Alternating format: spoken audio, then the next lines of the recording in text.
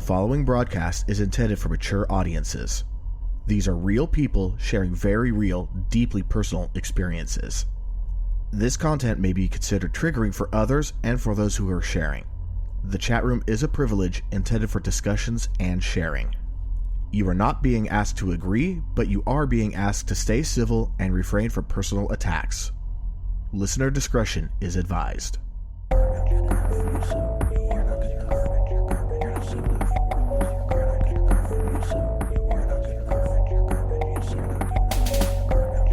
Welcome back to Am I Mental? A live weekly podcast where real people show real stories about how life impacts mental health and how mental health impacts life. I'm your host, E, and with us, as always, unfortunately, we got them both! Both of our co-hosts are here today! Woohoo! So we got C. Hello. And we got Bexy. Hi. Now, I know that we were supposed to have the TikToker on that had about 1 million followers, but life moves fast, and they are in the middle of a bit of a crisis right now. So, being how we are, I mean, how hypocritical would it be if we're a mental health podcast to be like, no, you committed to this. I don't care how stressed out your life is. I don't care how fucked you feel. You need to do this. No, that's just not who we are. Cannot do that. So, we're rescheduling. I am talking with her. She's going through hell, to be completely honest. I wish it upon nobody. I've been there. But with that said, we were able to get a fantastic replacement guest. One I've been trying to bother to get on for a little bit here and there since I started the podcast.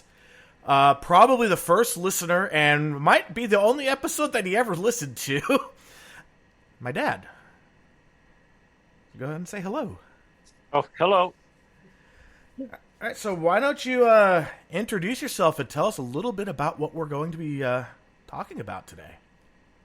Okay, well, like you said, I'm the dad, and he has been after me for a while to get me to do this. And when the young lady he was going to have on for today, when that fell through, he asked me again, and he didn't threaten to withhold his kids from me, so I could still visit the grandkids. It was thought of. I will say I did think of it. Okay.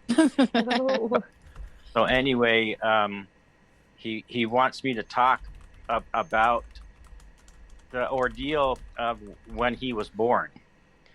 It was a very difficult time for both myself and my wife, his mother, and she's welcome to join in if she wants to and give her her 2 cents as well. Yeah, she's hovering. Hovering. Yeah, well, I hear her in the background and I see her hovering. Cat says bribery. I like it. And Missy says no grandparents have been harmed. LOL. Well, being a grandparent myself now, I know exactly what that threat means.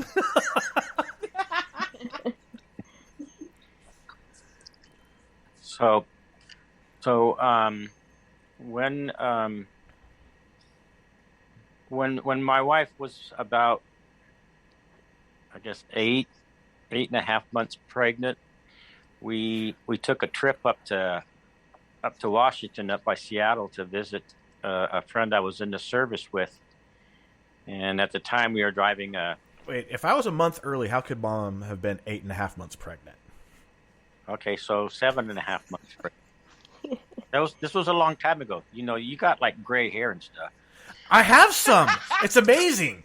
I have a little bit of gray on the wings, man, and I got some gray in my beard. Finally.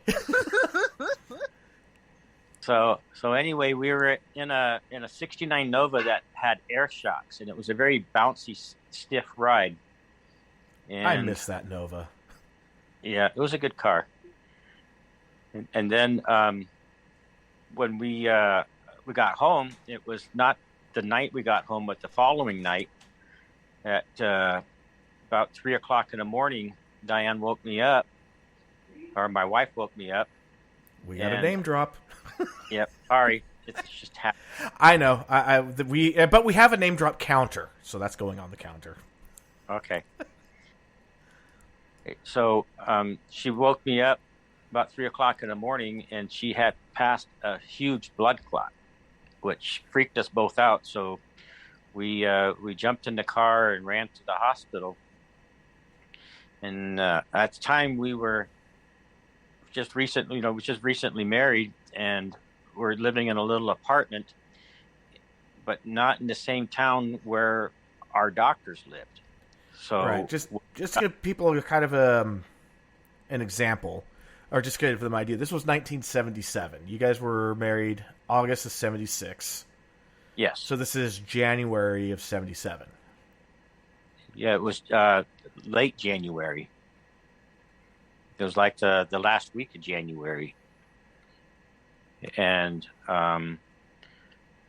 so we went to this hospital and went into the emergency room. And this is basically out in BFE. Yeah, this is almost to Oregon. It's in Northern California, up in the mountains. It's like, what, maybe 4,000 people at that time? Yeah, I would say that.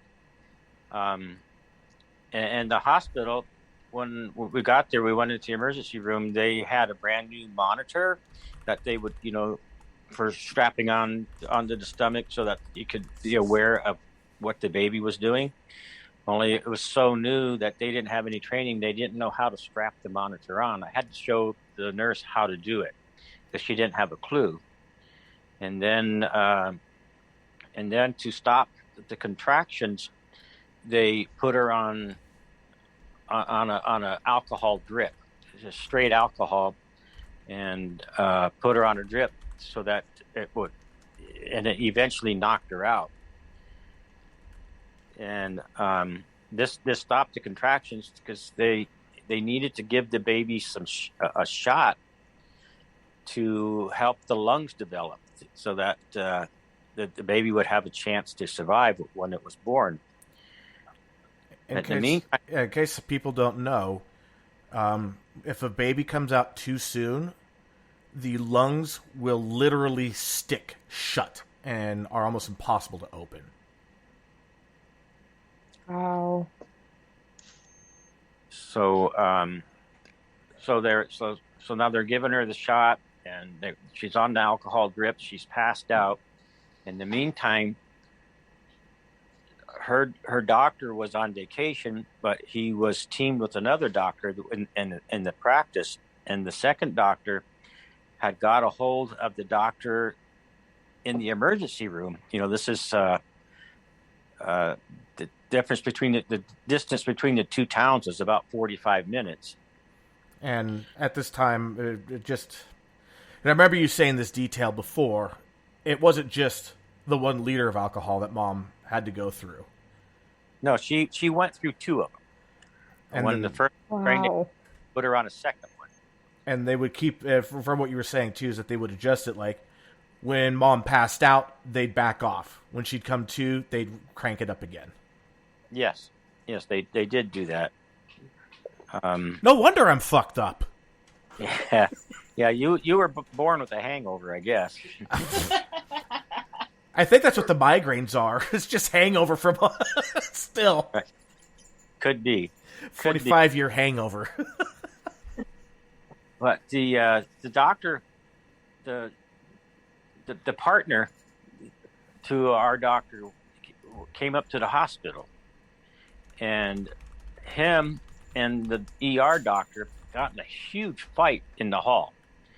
And so this isn't going well with me listening to them, because the doctor where we're in for the emergency room wanted to keep my wife there, where the doctor from our hometown wanted her to go to a bigger town about an hour north, where they had a one of the best pediatric wards on the west coast of the United States.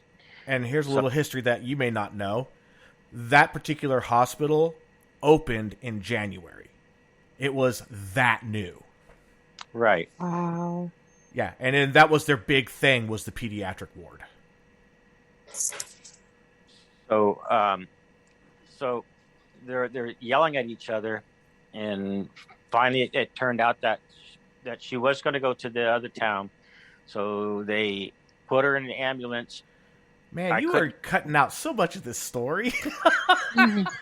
Well, it's been so long ago. It's not something not one of my favorite memories. So no, you tend to miss some of the facts. Yeah, but the fact that the reason that the ER doctor finally agreed was because the other doctor from the practice pointed at you and said, if her and the baby die, you have to deal with him. And you were like, what, fresh out of the Army around that time? Yeah, I had just been out of the Army just over a year. And just so people understand, my dad, the best way I could describe him, he was like a pit bull terrier. Not the biggest guy around, but man, he had a lot of fight in him. And right. And when he was young, and this is something we both talked about. When you're in your 20s, you're just angry, especially as a guy. You're just angry. Yeah, and just coming out of the Army, where they play with you with your head. I was pretty angry when I came out of there. So, and then the stress of what was going on with my wife and with my baby. I wasn't a very pleasant person. But anyway, we ended up going up to the town up north, and so they put my wife in an ambulance and then put her in a helicopter to fly her up. Her parents, in the meantime, this had been taken, probably 3 or 4 hours, and by then her parents had drove up to where we were at, and I jumped in with them, and we drove up to this town, and when we got up there to the hospital, we went to the emergency room, and they weren't able to find my wife, and so we sat in the waiting room, and I can imagine you were fuming and probably sick to your stomach at the same time. Well, yeah, I was. I did end up falling asleep because I didn't, only had a few hours of sleep, and then finally, my mother-in-law woke me up, and they said that they had found her. So we go up to the ward where she's at, and the doctor greets us. And the first words out of his mouth were that our first concern is to keep your wife alive, and then we'll do what we can with the baby. Basically, I was an afterthought. Well, for all intents and purposes, because it's an emergency situation. Right. I get it. Right. So I'm still blaming you, though. Really fast, we actually have some comments starting to pile up here, too. Yeah. As a matter of fact, I have one I got to read that came as a text from my wife, who's listening. And she never listens. Hello, E's wife. She said, "It is amazing how times have changed. Now the ER sends patients to OB, even if they could be treated in the ER. They don't want to treat them because they don't want the liability. And honestly, the OB area is probably best equipped." Yeah. And if you want to go ahead, Bexy. Yeah, Jay says that it's still their big thing. I was reassured knowing I was in the same town as that hospital when I was pregnant and high risk. And Missy says, "Geez, I'm so glad birth plans are a thing just in case, because babies don't believe in plans." And you know what God does about the best laid plans? And what? Kat says, "How do you lose a 7.5-month pregnant woman?" Well, I'm sure that agree. Dad can answer that question. She just wasn't in the system yet. They were tending to her first before the desk where you go to, that you first go to, before the information got to them. So it took I think it was like an hour, hour and a half before they finally got a hold of us. I mean, basically, they want to make sure that she's stabilized and not going to, die on the spot. You get name and everything else after the fact. Yeah, make sure she's stable, and then we'll ask the questions. And the wife just said, now babies like what the situation that we had are scheduled C-sections. Right. So. Hell no! One of my cousins. The younger of the two, where I used to be babysat all the time. Now I fully understand why you are the way you are. Blame it on the alcohol. Yeah, could be. But so when we finally got to see the doctor, and he told us, what the priorities were, he let us know that she wasn't on alcohol anymore. They had taken her off the alcohol. They called that first hospital barbaric for putting her on the alcohol in the first place, because there was a drug but it was a pretty new drug, and they put her on that, which controlled the contractions, and then continued to give the shots to help develop the lungs.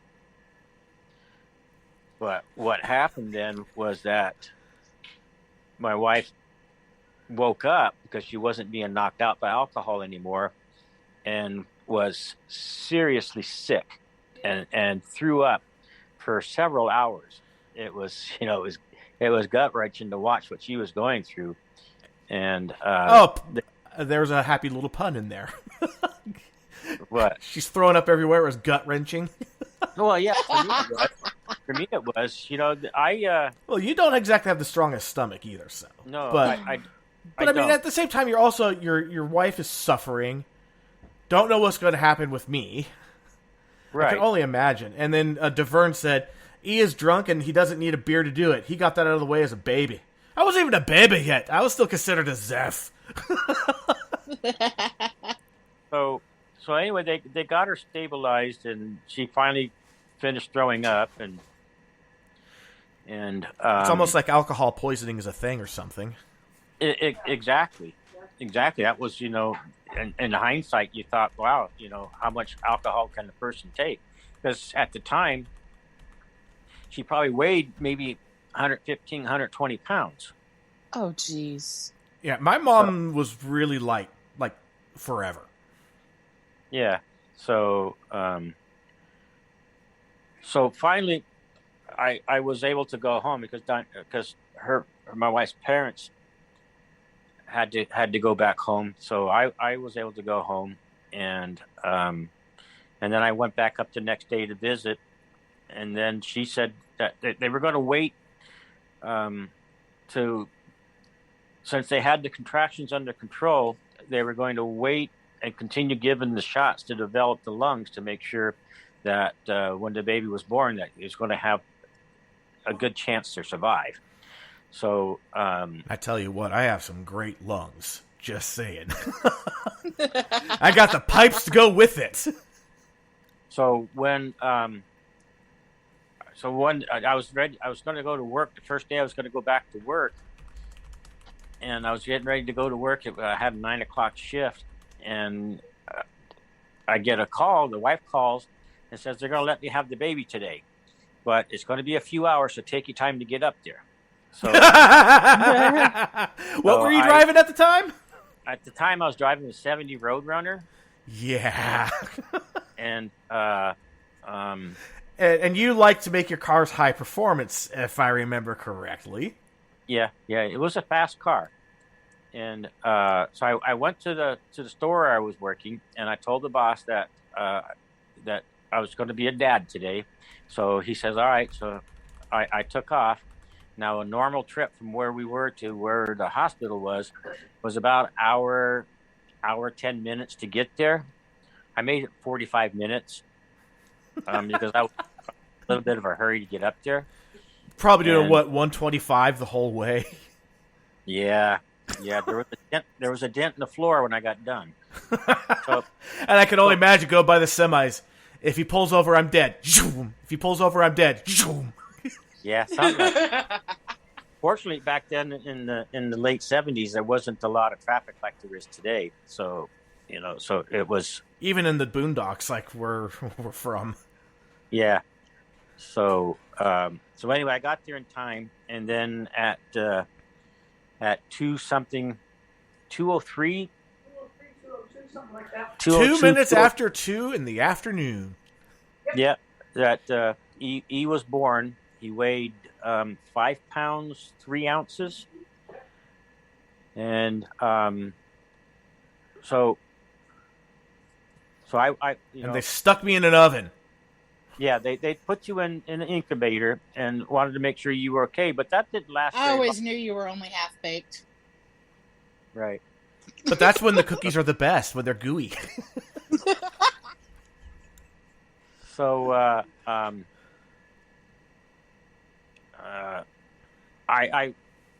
went ahead and went home because everything was okay. You were born and everything was safe. We had named you and did all that stuff, and then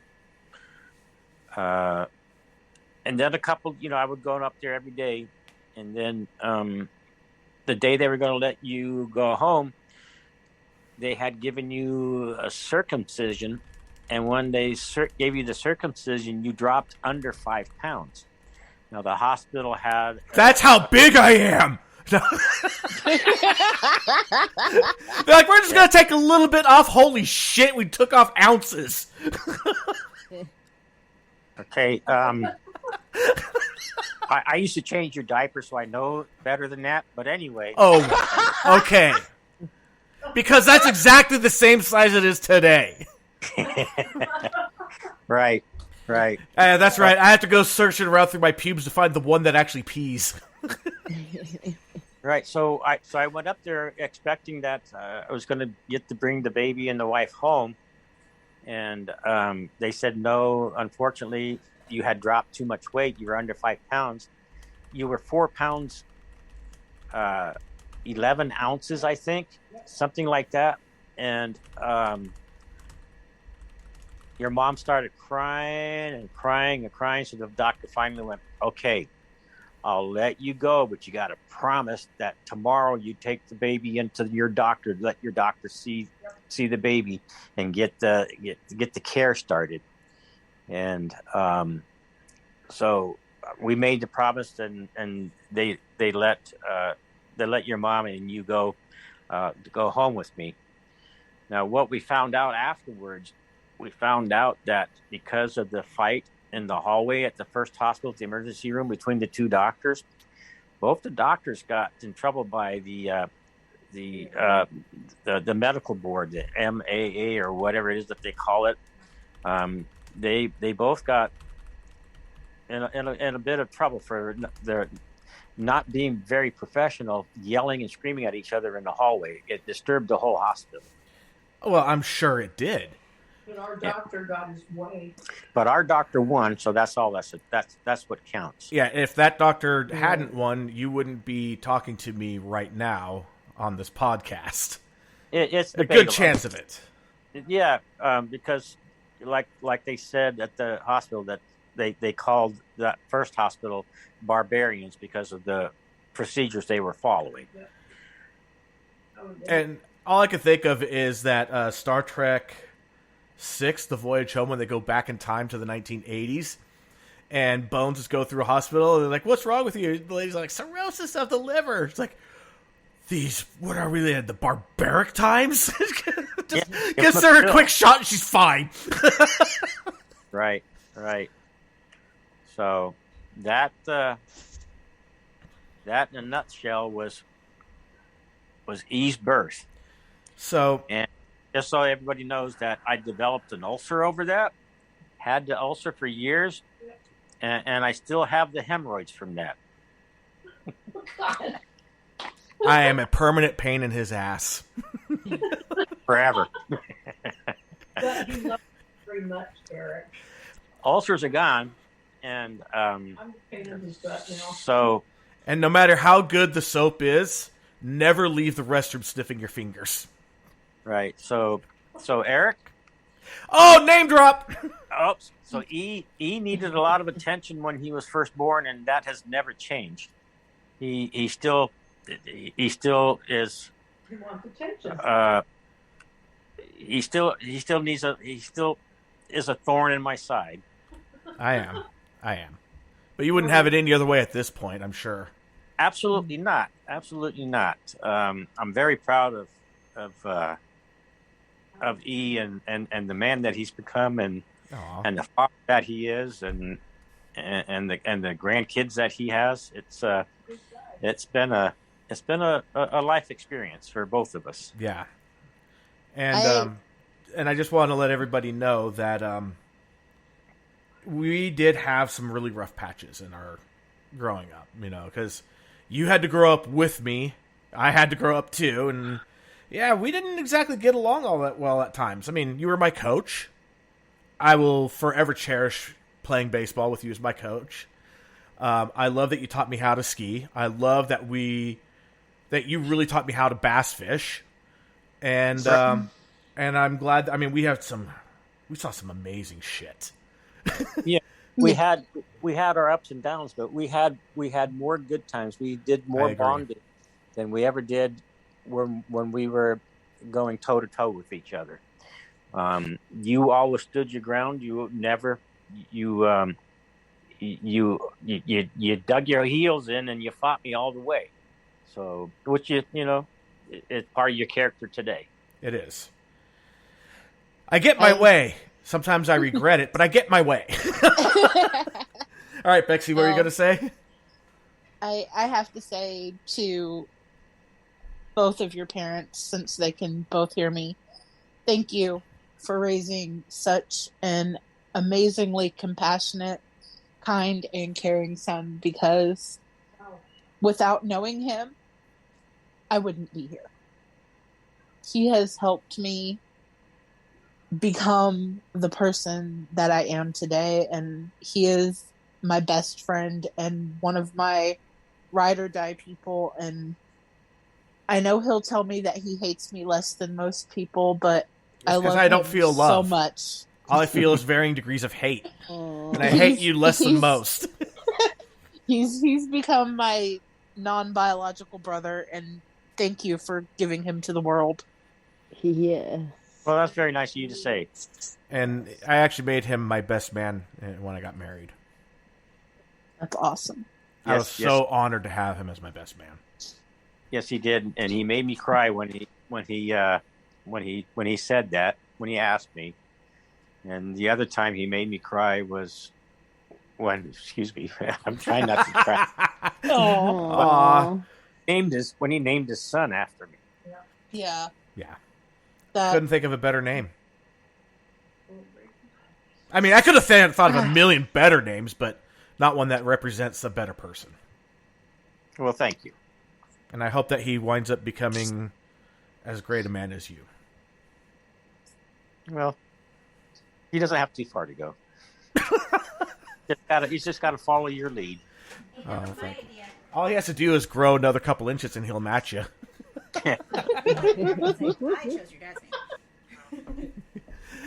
And the wife just walked in, handing me a big ass cupcake. Hell yeah. So, did anybody have any questions? I'm curious about that first night when you went back home. Mom was still pregnant with me, still kind of in a crisis situation. I mean, how the hell did you even get to sleep that night? I was exhausted. It was. I wasn't. We had just got back from the Seattle area, and it was. I wasn't working, so we stayed up late and then went to bed, and then with about 3 or 4 hours of sleep, woke up, and then with all the stress for the whole day of stress, it was dark again. I don't remember what time it was home. I just got home. I just remember that it was dark, and so I just went right straight to bed and fell asleep. I don't know for how long, but then right away when I woke up, it was grab a quick bite, and if I even that, and then run back up there again, because then I had my car, and drinking coffee on an empty stomach. That's a great combination. Yeah. If the bladder doesn't get you, the shits will. Right. Oh no. And then there's the coffee ranch afterwards. Ugh. Yeah. So yeah, basically the condition that my mom had with me was called placenta previa. Basically, the placenta blocked the uterine opening where I was supposed to go. And if the placenta comes out first, you wind up sometimes with dead baby and dead mom from the feeding and getting stuck and everything. That's why now they do C-sections when they see, oh, placenta previa, we're going to cut the baby out. Kind of a no-brainer now. Right. Yeah. Right. But even so, when it was time to have for her to give birth, you got down in the birth channel and got stuck, and they reached in with those forceps and pulled you out. The salad spoons, Yeah. as Bill Cosby said. Which made your mother tear. There's a scale of 1 to 5, 5 being the worst, I think it is, and she was like a 4.5. Whew. Oh, Yeah. ouch. So I asked the doctor to throw an extra stitch in there. Yeah. I want her like the day I met her. Okay. And we're starting to get a lot of comments. Yeah. Missy says, I want to know how this was handled emotionally after the fact. You think? After the fact, I was just glad everybody was home and everybody was safe. And we, the baby was fine, the wife was fine, and I went back to work. It was life back to normal, as we had planned without the sudden emergency. And I just found out from the wife, who works in the OR and has done a lot of time in OBGYN and, the birthing areas. A tear of a 4.5 means that muscle was involved. I mean, Ow. yeah, there was muscle torn. Ooh. And we have JB in the chat who says, message for E's dad. You raised a fantastic guy. I'm honored and grateful to call him a friend, and I thank you for raising a very open-minded and supportive guy that I am honored and grateful to call him a friend. Well, thank you. That's sweet. And then I just got from the wife, from the Mayo Clinic. 4th-degree vaginal tears are the most severe. They extend through the anal sphincter and into the mucous membrane that lines the rectum, the rectal mucosa. 4th-degree tears usually require repair with anesthesia in an operating room rather than the delivery room, and sometimes requires more specialized repair. Wow. Yeah. I'm sorry, Mom. Wow. See, I was born with a big head. Right. It's that freaking ego, I'm telling you. Yeah, the same thing Even- happened when your sister was born, too. Even Missy says, good work, E, way to get stuck. I aim to be difficult. What do you do? Well, I mean, my original... Hey, Mom, when was my original due date? March 7th, wasn't it? When she was born February 3rd? It was in March. Yeah, right around your birthday. Fuck that, I want my own month. Yeah, I wasn't really fond of sharing it either. So That's my mom's month. Yeah, It's after seeing, your dad and one of your brothers have their birthdays 2 days apart, I'm sure you're like, yeah, no. yeah. So, but I don't know. It's we've had a good life together, and it'll continue, especially with now that he has 2 little ones at home, which is motivation for us to get down there to visit. Yeah, I was like, God, my kids are almost out of the net. No, like about to leave the nest. One already has. One's about to leave. I'm never going to see my parents again. Hey, honey, should we have more kids? Yeah. Yeah, that was a brave decision on your part to do that. Not something that at the age when you made that decision was not something that I would have put myself through. So I got to give you credit for that. Thanks. Yeah, I mean, the youngest will be 5 in August. I'm 45. Yeah, not that's yeah. Aw. You'll survive. JB says, my mother was a well-respected OBGYN doctor for 30 plus years. She never shared anything that graphic with me, but she was extremely dedicated and worked tirelessly to give women a positive experience, despite all that's involved with childbirth. March 7th was my mom's birthday. Aw. Oh, Oh, that's so nice. that's my birthday. No. That's neat. And now the wife's trying to get you to come down this Saturday for the baseball game. But you guys are leaving the very next day on your trip. I don't know that you'll make it. Right. No, but I got the schedule from you, and when we get back, we'll get down there to watch as many games as we can. That's awesome. That is so awesome. Yeah, now the question, more kids? Oh, hell no, I'm done. I'm getting grandkids now. I'm happy. I have 2 now and 1 on the way. Yeah. Grandkids are the best. And I found gag gift boxes. It's my first fire for ages 2 and up. So we're going to put the real gifts inside those fake boxes and give them to the both grandkids. Because there'll be 2. They're just little kids with this like plastic looking fire pit, plastic gas can, plastic all this stuff, but real fire. Oh. And JB just said, nice. Sadly, my mom passed in 2012, but I'd love to give her a shout out. Love you, Mom. Aw. All the love to your mom, JB. And Kat nailed it. If men had to populate the earth, we'd be extinct. If we were left raising the kids, well, because of evolution, we know that the guys were never left raising the kids. They didn't make it. I always said that the reason I married your mother was that I wasn't making it as a bachelor.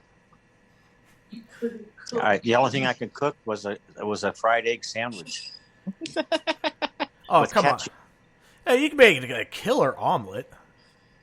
Now, but not back then. Yeah, he's a good cook now. Not back then. The first time that your mother came and cooked me dinner, she made me hamburger helper, which was a brand new item. And I thought that was the best thing in the world I'd ever eaten. I can barely stand the stuff. Got to doctor it up. We do. We eat mushrooms and onions and garlic. Now that's how you do it. Devern, you're missing out. He's all, no, Oh my bruh. gosh. Who wants fried eggs on a sandwich? Are you kidding me? Fried egg sandwiches are awesome. Oh my God, they're amazing. Have you ever put a fried egg in the middle of a grilled cheese? Because that's like freaking heaven. Okay, I'm going to No. try that now. I haven't It's done that. so good. But the first time I went to what was that hamburger place you took us to? Red Robin. Yeah, and they put an egg on it. Every time I go to Red Robin, I still have that. The That Royal same Burger. It is Yep. so good. Yep. When I first read it, I was like, really? A fried egg? A soft serve fried egg? You know, the so you can break the yolk and it spills everywhere? Yeah.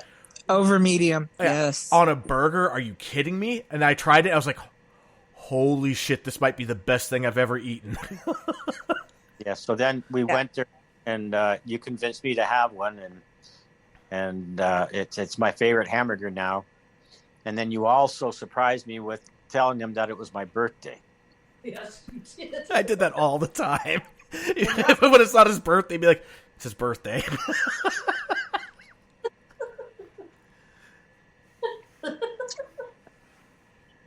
Thank you, Eric. Don't call him by his name. It's E. That's 3. Yeah, the counter's going up. Wow. In just 2 episodes, we have hit the same number of name drops that we had the last 2 seasons combined. Oh no. I don't know what to say. And It's a new thing for me. It's hard for me to remember. Oh, I get it. I mean, you only had to say my name for 45 years. Yeah. Easy for me to call you Dad. I've been calling you that for my entire life. Yeah. Although there were those few times I called you an asshole. That too. I'm sure that name has been bandied about between the two of you multiple times. Knowing E, yeah, he deserved it. I've been called a lot of things. I'll just put it that way. My Right. first marriage, my wife's nickname for me was Fucker. So, yeah, there you go. Oh. Right. But one thing that I will say though, that as far as my memory serves me, is that when E and I got into our disputes and got into our heated discussions, I never ever told him that I hated him. I never Nope. told him that he was worthless, that he was Nope. never going to amount to anything. I never did a personal assault on him or attack. It was always, keep it on subject, what we had our disagreements on. Right. Right. And I really appreciate that. I never noticed that until you said that. I was like thinking back going, you're right. You never, ever once did that. No, my dad did that to me, and I hated it. And I've never done it to my kids. And so it was one of the things I promised myself, that I was never going to do that, because he did it to me all the time. So. Okay, we have a Meanwhile, Missy. I don't spank. Miss That's the one thing I hated. Missy says, "Dad is an important thing to be called," and JB asks, "I apologize if this is covered earlier on before I joined, but E, are you close with your dad? Do y'all hang out?" I'd say very close. Yeah, we are. And we don't hang out nearly as much as we would like. No, because Right. there's, we're 3 hours apart. But when we do get together, we get, it's like if I go to his house tomorrow, it's like I was there yesterday. Yep. And the conversation the last conversation we had just starts over again, like we talk to each other every day. And there are times where we will talk every day. Yeah, there are times, Right. Either talking or shooting a text back and forth. But it's the same as with our grandkids. As they got, when they were young, grandparents are a big part of their life. And but Well, all of my grandparents were young, relatively speaking. But as you got older, and as our grandkids have gotten older, life happens, and everybody goes their separate ways. So It's all good. it's all good. You got that's where you step back, and you take pride in the young people that they've turned out to be, and that that you didn't screw them up as bad as so bad. You did some things right. I mean, and I know this is still one of your favorite memories too. Yes. You and me fishing on that lake. That was fond memory. Fond memory. So to give you guys an idea, we were in a bass boat, and we were having an okay day, if I remember correctly. We weren't being skunked, but we weren't having like a hot day. And then we found this ball of shad that were just bubbling. And you scooped up one, and we compared the size. And we got some spoons, or like the spoon bait or lures on, that were about the same size. And we started dropping them, and we started just knocking the hell out of the bass. And then we went around this point, And we started getting these really long, large fish that we had no idea what they were. Right. Found out later they were squaw fish. Right. Yeah, and that we should have been tossing them up on the shore to let them die. Because they're like an invasive species, right? Yes. Yeah, but yeah, that one, you're trying to get the hook out, and you're kind of squeezing on it, and all of a sudden it just, bleh, and shad come out. It's just puking. The rest of the trip, we'd start getting a little bit bored. One of us would just, bleh.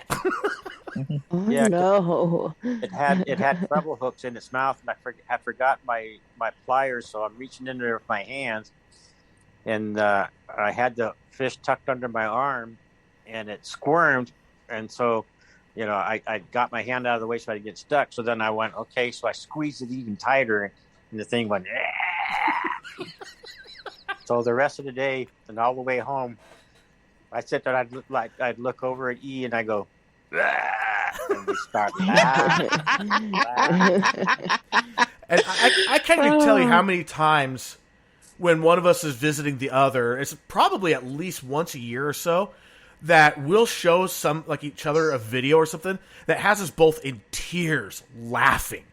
Like we're literally wiping away tears. Right. I love that so much. Like the farting in the elevator. Oh my And God. farting in the hood. the farting car salesman. And I'm going to throw this out here because Bexy dropped something in the chat that I got to say, because I do. You inspire me a lot. You have, like, my whole life. Even when we didn't really get along at times, you still inspired me. And Bex was saying, JB, in hearing them both during this podcast, I see where E gets his intellect, his snark, and his rapier's sharp wit that I love. Oh. And then if you get my mom going, you'll find out where I get the twisted humor, too. Yes. Oh, like I said, I've heard her, speak up in the background too, and I've heard her laugh at things, and I just, even though I haven't been, around them very much, and this is the first time, like, actually interacting with them in like a live setting, I see so much of you in them, and I love it. I love that there are more people like you in the world. The world needs people like that. Yeah, he may not think it, but my dad had some pretty big shoes to fill. Mm. So I use cement. Yeah, Wow. your mom's humor and how fast she is. We were driving by this parking lot by this mini mall, and one of the cars there, it was an SUV, had a car cover on it. And she goes, why don't we pull in there and put that cover on a different car?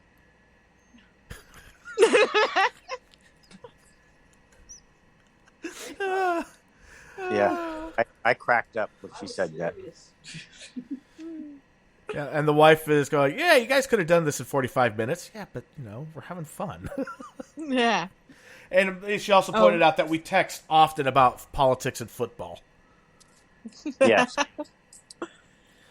Oh, Jay just dropped a comment and says they are absolutely wonderful in live settings too. Granted, it's been about 25 years since I've seen them, which must be remedied.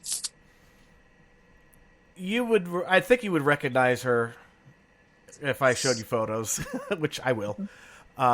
She was my house guest for a little bit when we were, in our home where we were, like, when I was raised.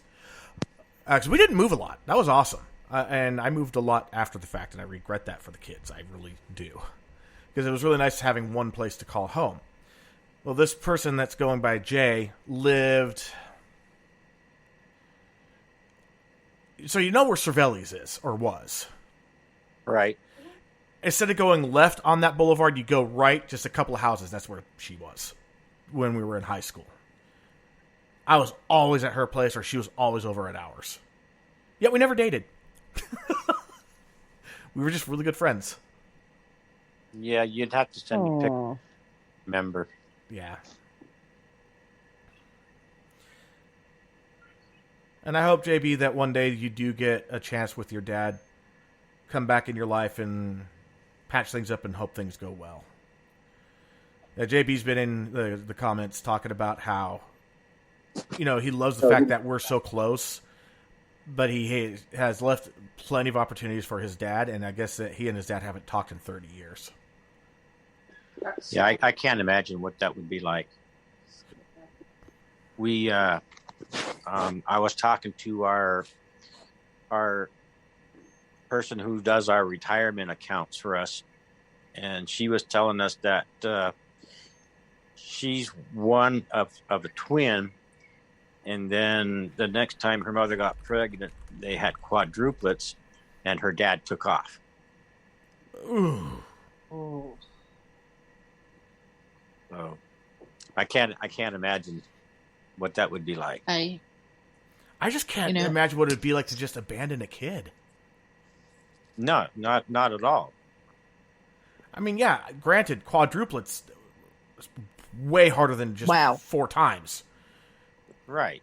But I mean, that's like 4 kittens that you're trying to herd. Right. But, there's a couple old adages. If you play, you pay, and quit being a wimp, man up, and be responsible. Those kids need somebody in their life. Yeah. And if it's not you, who knows who's going to be? Yeah. Right. Oh, Missy said, also, E's dad, thank you for your service to our country, sir. Well, thank you. I really didn't have a lot of choice. My draft number was 2. And I didn't want I didn't really want to go to Vietnam. So back then they were giving a guaranteed contract. So I had a 3-year guaranteed contract at a military post on the West Coast, where I went to, and I spent my 3 years there. And I still have a handful of friends that I was in the service with. This is 50 years later, and we're going to, when we take off, we're going to go on vacation, and I'm going to see 3 of them, and 2 of us are going to go golfing. That's awesome.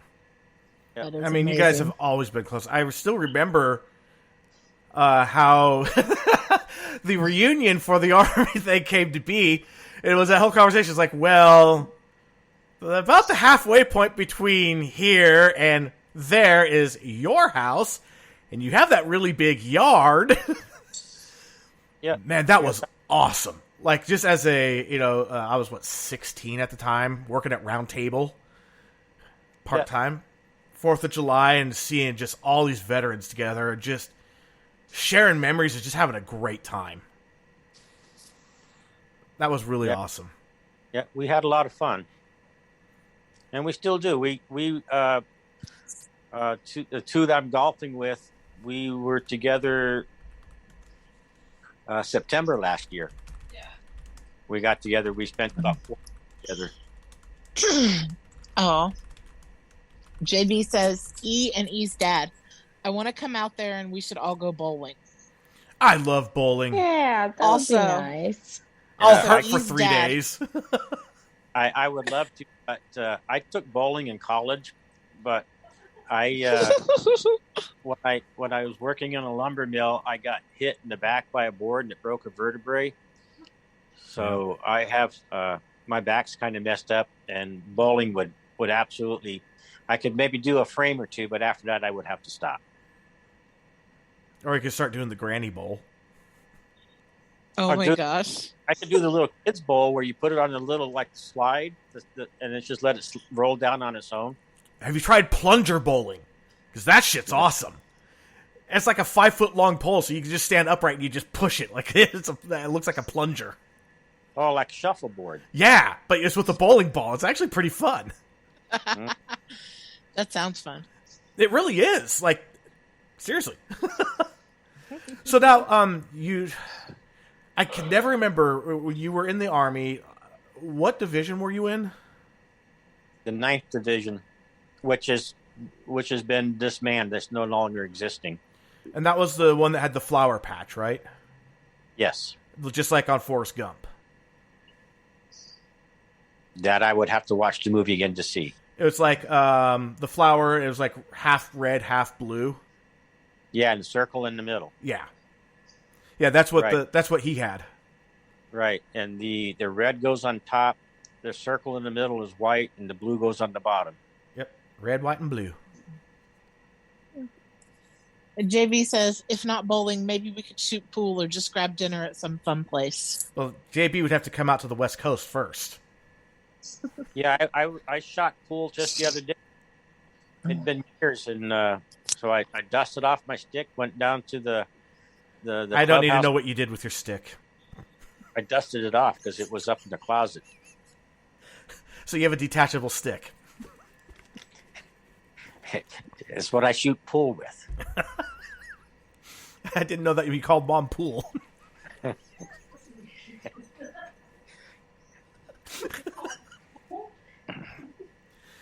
So how'd you do? Is your back hurt afterwards?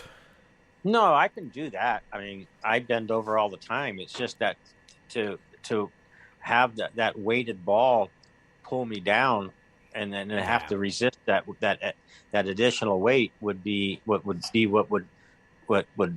my back hurt, because that's the motion I did was doing when I was still pulling chain with the after I was hurt, and that motion still hurts today.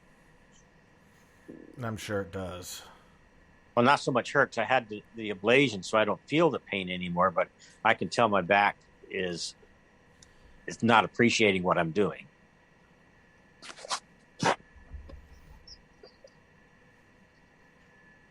Oh, JB just said something really nice.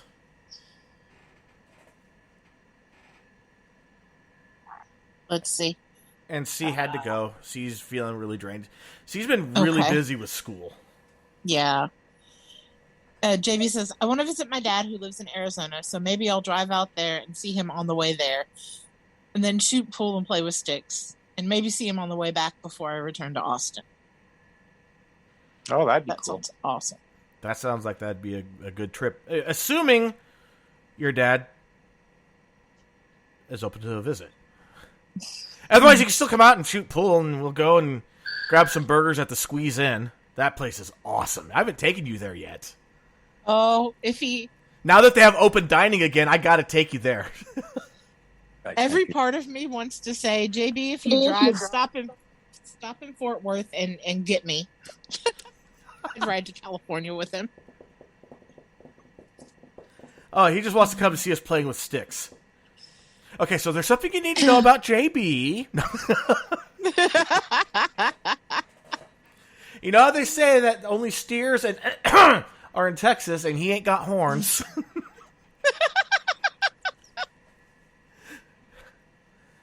And JB would gladly go visit you in Fort Worth. Aw. And what's funny, though, is that it is true about JB. He just gave me a shut up with a laughing face. I love you, JB. You know that. And we can hang out as long as you're not a Dallas Cowboys fan. Yeah, that's the key. I do not like the Cowboys. I actually don't watch professional football. I just watch college football. That's right. Go Wolverines. Shut your dirty mouth. Yeah, you tell me what your favorite college team is, I'm going to go find the rival team and root for it. That's just how I am. I know. It's why I became a Beavers fan, because I can't stand the Oregon Ducks. But now I actually really like the Oregon State Beavers. They will never, and I'm saying it now, they will never win a championship.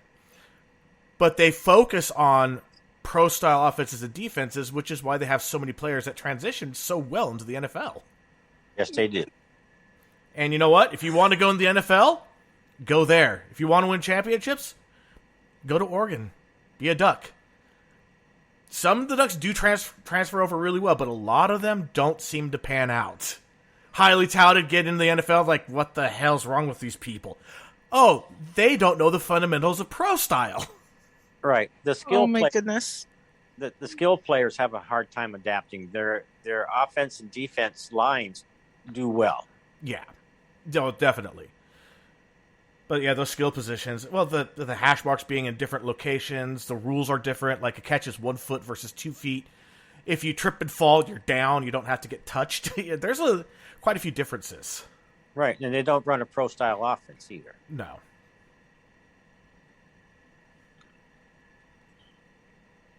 Oh my goodness. I can't help it. I giggled a little bit and turned into a 12-year-old when you're talking about that's why I became a Beavers fan, and all I can think of is that children's book, Brenda's Beaver Needs a Barber. Now I'm thinking of Primus's Wynona's Big Brown Beaver. I'm thinking of Two Angry Beavers. I love that cartoon, Angry Beavers. That is a great cartoon. Of course, when I first heard that there was a show called Angry Beavers on Nickelodeon, I'm like, what the hell? Two women on the rag is a cartoon? What? No, it turned out to be a great cartoon. Very, very nonsensical. Way out there. I loved it. But yeah, Primus is Wynona's Big Brown Beaver. Wynona had a big brown beaver. She pet it all the time. Oh my god. Oh. Yeah, I like Primus's My Name is Bud. That is a great song. I just can't. All I can hear in my head is Brenda's beaver's big. Brenda's beaver's hairy. All of her friends think that Brenda's beaver's quite scary. Well, I mean, when it gets to a certain size, if it's gumming your shorts, it's big. Okay, well, this has kind of gone off on a different tangent. We're really good at tangent. Okay, you gotta understand, Bexy and I are mostly left alone right now, and that's a problem. It's a bad and problem. you're feeding into this. You're enabling. Okay.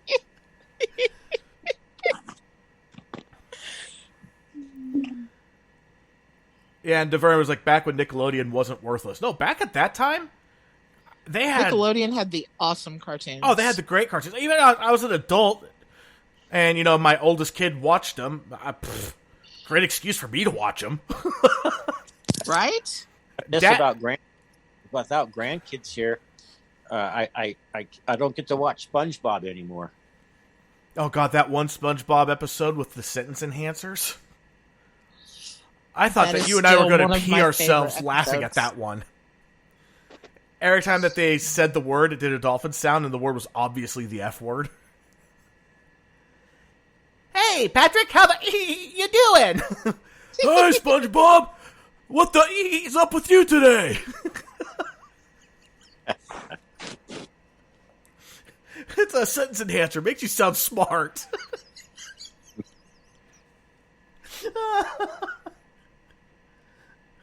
And now Kat's telling us to stay focused.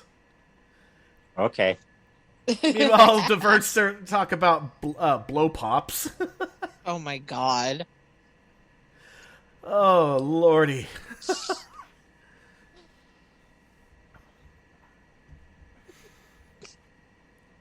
But yeah, no, I mean, thank you very much for doing this. Well, you're welcome. Kat says, how does a dolphin say the F word?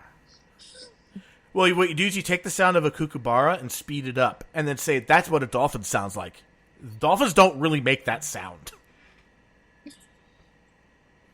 Go to any dolphin show, you will never hear that sound.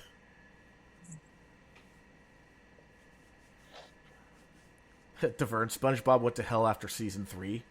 A lot of cartoons go to hell after their 3rd or 4th season. Look at The Simpsons. I don't know. It took a little longer than 3 or 4 seasons for The Simpsons to do it, but yeah, they've gotten there. At this point, they're just going for the sake of going. Yeah, pretty much. And even when they try to be edgy, they're not as edgy as they once were. They are not. And, if you want edgy now, just watch South Park. And even South Park's Honestly. not as edgy as it used to be. No, it's not. I feel like it's declining some too. Archer is edgy. Oh, Archer is I finally started watching some of Archer, so yeah, I get it. Oh my god, And so funny. Invincible is fucking scary edgy.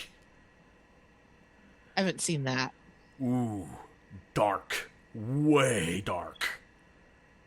Yes, Kat, The Simpsons are still on. Yeah. And what sucks is that Hank Azaria said that he's Azaria's never going to do Apu's voice again because it was so culturally desensitized or like it's insensitive and like very tone deaf. Pissed off the entire Hindu and the Indian community because they're like, what the fuck? We're not going to be represented anymore. Yeah. The thing is that with The Simpsons, they lampooned everything, but they did it with style, and they did it while still honoring the people that they were lampooning. That's what made them okay to be as edgy as they were. I mean, there are episodes dedicated to Apu and the Indian culture and things like that The Simpsons showed. And while that, yes, they were making fun of, they're poking fun, but they were actually showing, a different culture to a lot of Americans that had never seen anything like that before. Right, and The Simpsons acted like stupid, like a lot of Americans do when facing those things. Not all Americans, but everybody knows those ones.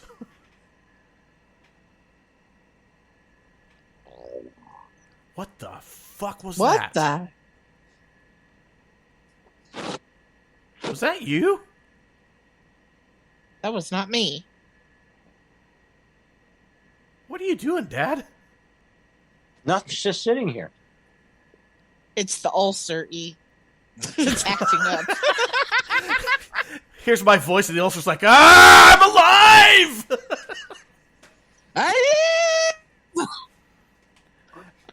Oh, yeah, and just for the record, I don't think my dad's ever changed a poopy diaper in his life. Oh, wait. That's the story. I thought of that, and I knew I was forgetting something, but when Eric was home, the first time that... Yep, I caught it. First do laundry, the laundry was right next door to where I worked, and he woke up and he had a poopy diaper, and I was home alone, and I started to take the diaper off, and I went, oh, nope, can't do that. So I went next door. We lived in this apartment, so I went next door and knocked on the neighbor's door because she was a lady, and I asked if she would help me change the baby's diaper, and she said no. And I was like, really? Thought that's what women wanted to do. Man, the 1970s were a different age. So then I called work and I spoke to the night manager, and I says, would you go next door and tell my wife she needs to come home because this diaper needs to be changed? So he went over and got her, and she came home. Whoa, was she mad? Yeah. After that, I learned how to change diapers. He signed his life away with the chance of going to Vietnam and getting shot at, but it was the diaper that defeated him. It's the smell. Right. But then again, Wow.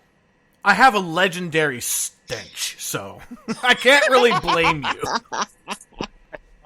We also at that time while I was in the service, I was driving the company support truck, and it's when Libya started uprising.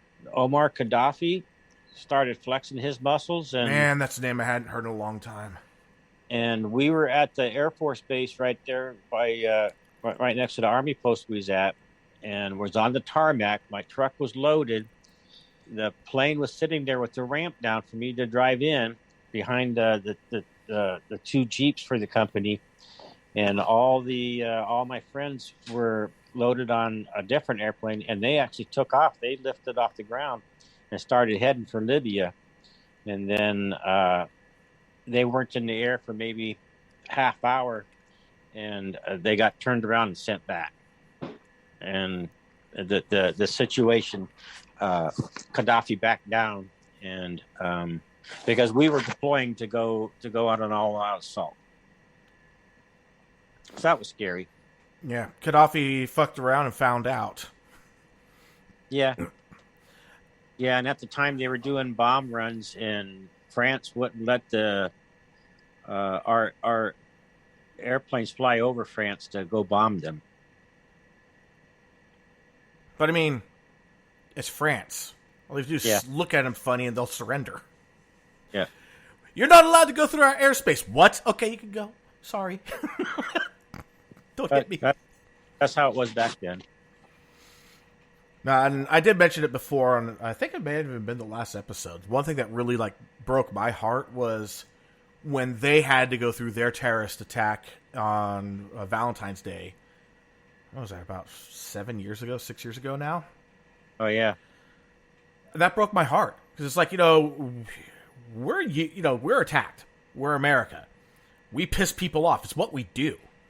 And it's not like, I'm not saying it's a good thing. It's just, that's what we do. France had been so peaceful for so long. They did not deserve that.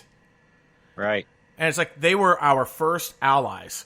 Back when we were like, yo, we need some help kicking the British's ass, France was like, where do we sign up? Back when they were still very much the France of old. But they fought their wars. They deserved and earned their peace.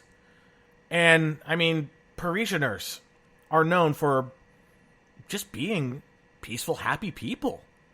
Some of them are miserable, but, I mean, for the most part, they're peaceful people. And then that happened, and, I mean, that broke my heart. But we still get to make fun of them. Because they're France. So is the podcast still going? Yep. Oh, yeah. So here's a really awful joke. How come there are trees along the roads in France? Because Germans like walking in the shade. Oh, Eric. Yeah, thank you very much. I'm glad that you came on. There was a lot of people listening. I can tell you that right now. This chat was crazy. Plus, I was getting 278 comments right now. Whew. Oh, and wow. that's not including the comments I was getting from my wife in text, and also from that one cousin too, who's also commenting on how cute are your parents, listening to mom in the background. You know which one I'm talking about, right? I have an idea. Yeah. Yeah. Yeah. JB says, at E's dad, thank you for your service and for just being an awesome guy and a great father. Everyone else have a great night. He's dropping off right now. So. Good night, JB. All right, so Bexy, you booked the next guest. I did. What do we got? I am really excited. I met this person on Twitter, and they caught my attention because they make custom, handcrafted, real working lightsabers. And I want one. If they my God, me too. Hey, if he donates one, this was my invention, so I claim dibs. Uh-huh.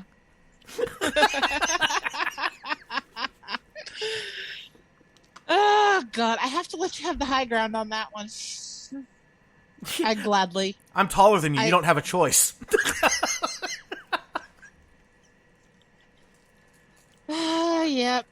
I'm shorter. Just means I'm closer to being able to kick you in the nuts. Yeah, but you'd have to swing your leg way high. Oh, and E, Yeah? your sister's boy, He jumped in for a little bit in the chat. he's probably taller than you are now. I heard! He's 6'2"? Something like that, and weighs around 180, 185 pounds. That's more than I weighed when I got out of high school. I have to stretch to give him a hug. And then there's You know, when we got babysat at, the uncle and aunt. Yeah. The older one's son is 6'2". Lacey's boy? Don't say names. Yeah, don't say names, but yes. He's 6'2". Wow. And there's other cousins, too, that are now taller. Wow. But I'm no longer the tallest. And Oh, that's wow. okay. I was the tallest for a very long time. Yep. I'm still the best. You know that. We already settled that in the cousin chat. I'm the best. The younger of those two cousins is the greatest. My sister, which one was she? She's the awesome one. We all kind of picked out what we are. Okay.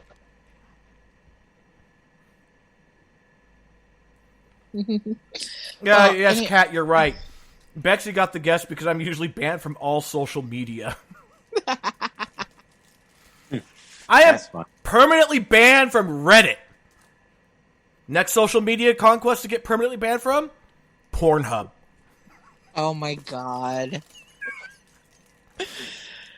I am dying to know if it's even possible to get banned from Pornhub. If anyone can, I would say it would be you. I'm definitely You know, I'm definitely up to the challenge. Like, what kind of comment does it have to be? Something wholesome?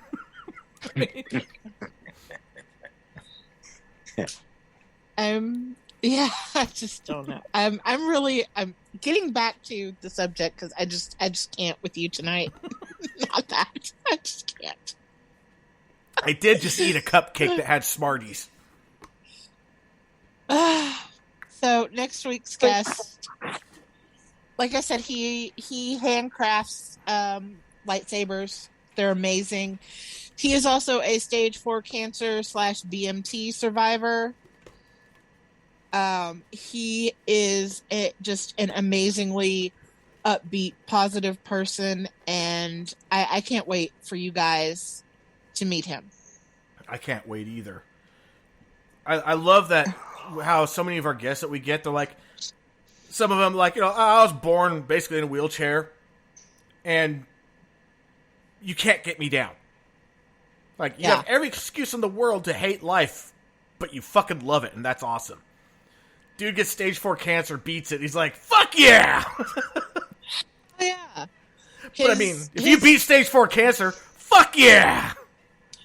Well, his Twitter handle is Never Tell Me the Odds, and he actually has that tattooed on his forearm with a Millennium Falcon. This is nice. Dude is my kind of nerdy. Also, there is a subreddit called Never Tell Me the Odds. It's pretty amazing, to be honest. All right, so yeah, for everybody else, if you like what you heard, please give us a like, give us a share. If you have the Spreaker app, there is a star that you click on, and that's how you follow. That's how you mark us as a favorite. I decided to look into it. And that way you get alerted when we go live, and I don't have to keep emailing everybody or messaging you guys. Set a reminder on your phone. That way, because if I forget people, and I do, I'm sitting here already kicking my butt for the people I did miss. Help us out. Share our episodes. If you want to help us out more, just go to mimental.net/donate. There's a number of ways that you can donate. And we have merchandise. Get yourself an MI Mental mask, even though we're pretty much mask-free now. But we have amazing tote bags. We have t-shirts, hoodies.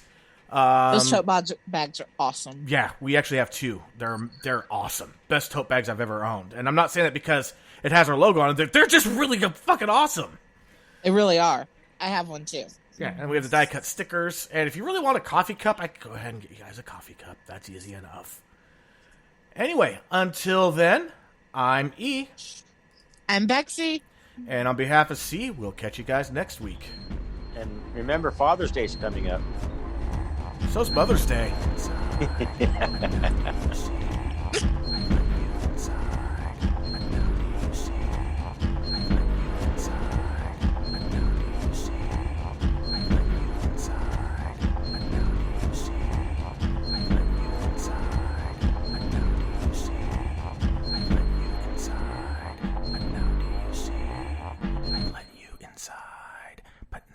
see.